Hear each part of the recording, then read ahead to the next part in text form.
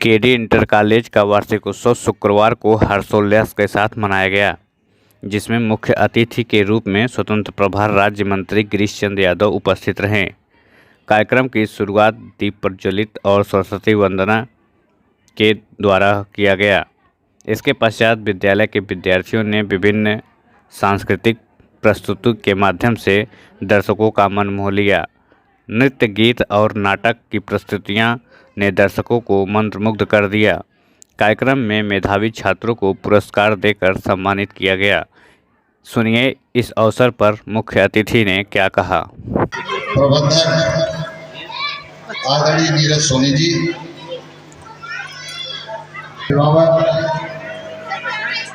आदरणीय अनिल उपाध्याय जी,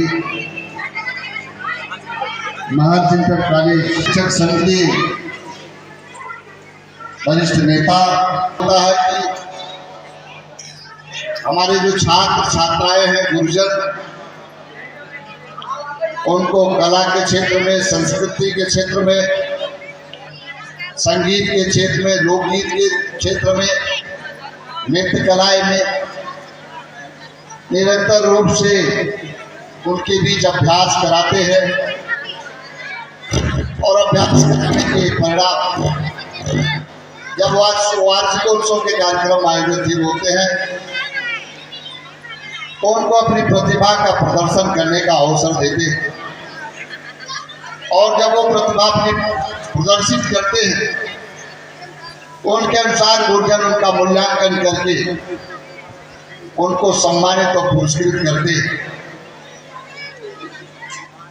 तो एक तो ये भाग होता जो हमारे छात्र छात्राएं हैं, हमारे देश की जो धरोहर है, जो पहचान है, जो हमारी परंपरा है, उस परंपरा को भी कैसे हम समाज में सुदृढ़ बनाए, कैसे और मजबूत बनाए, उस धरोहर की पहचान की ख्यात और कैसे बढ़े, इसके लिए हम वार्षिकोत्सव के कार्यक्रम में ये पहला भाग रहता। दूसरा भाग विद्यालय की प्रगति के बारे में। हमारे विद्यालय में एक वर्षों के अंदर जो एक तरह से कहा जाए इनर कैबिनेट जिसको कहते हैं, एक वर्षों के अंदर हमने क्या तय किया था, क्या किया और आने वाले एक वर्षों के अंदर हम आगे क्या करने वाले, इन विषयों को लेकर हम वार्षिकोत्सव के कार्यक्रम को बनाते हैं।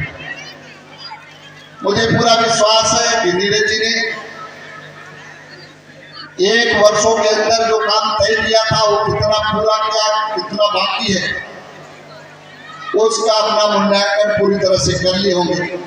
आने वाले एक वर्षों में हम केडी इंटर कॉलेज के इस प्रगति के लिए, विद्यालयों के छात्रों के उज्जवल भविष्य के लिए हम शिक्षा जगत में क्या सुधार कर सकते हैं, इन सब विषयों पर चर्चा कर एक वर्ष के अंदर हम आगे क्या करेंगे वो उस पर विचार करके निर्णय लेंगे।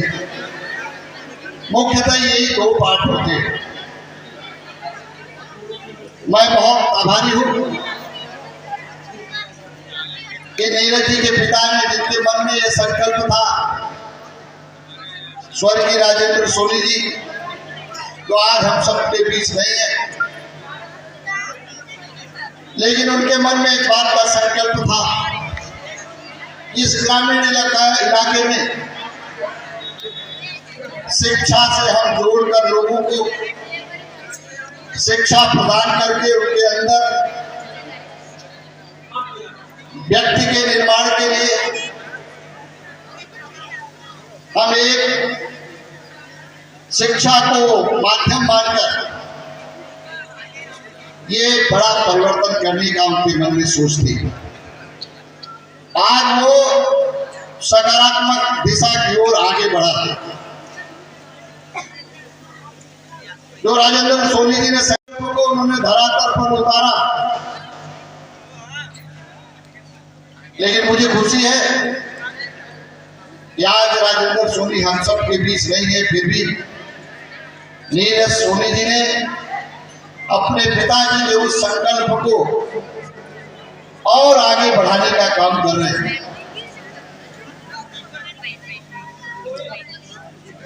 और शिक्षा ही एक ऐसा माध्यम है जिसके माध्यम से हम समाज की तमाम तरह की बुराई, विसंगति, समाज के हर व्यक्ति को प्रगति के पथ पर आगे जाने का मार्ग अगर कोई प्रशस्त करता है तो शिक्षा। शिक्षा को हम ठीक प्रकार से अगर देंगे और हमारे नौनिहाल जो बच्चे हैं, बालिकाएं ठीक प्रकार से ग्रहण करेंगे, गुरुजनों के दिए हुए कामों को पूरा करेंगे, अपने उस लक्ष्य की ओर अगर आगे बढ़ेंगे तो निश्चित रूप से उनको सफलता मिलेगी। और जब सफलता मिलेगी तो जीवन उज्जवल भविष्य की ओर तो अग्रसर होगा ही होगा। समाज भी में जो विसंगति है, बुराई है, वो भी समाप्त होगी। समाज को एक नई दिशा की ओर ले जाएगी।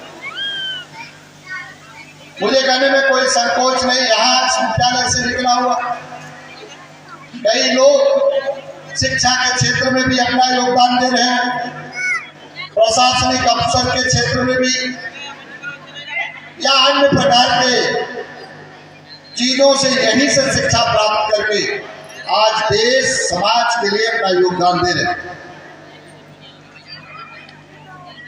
ये बहुत बड़ी उपलब्धि है। मैं कुछ उदाहरण जरूर आप सबके बीच रखना चाहता हूं, बताना भी चाहता हूं कि शिक्षा का कितना महत्व है, कितना प्रभाव है। मां के गर्भ में जब बच्चा गर्भ धारण करता है और जब इस धरती पर मानव का जन्म लेता है, 5 सालों तक मां उसको पालती पोसती है, लेकिन बच्चे को कुछ नहीं पता होता कि मुझे क्या करना है, मुझे किस मार्ग पर जाना है। उसका लक्ष्य नहीं तय होता। तय कहाँ होता? तय जिस दिन वो किसी भी प्राइमरी स्कूल, इंटरमीडिएट कॉलेज में जब वो प्राथमिक शिक्षा के लिए जाता है तो उसका मस्तिष्क होता है, पेमरा रजा होता है, कोरा कागज होता है। लेकिन इन्हीं शिक्षण संस्थाओं के माध्यम से उसके जो पेमरा रजा, कोरा कागज होता है, उसके स्याही की नींद लगना प्रारंभ होती है।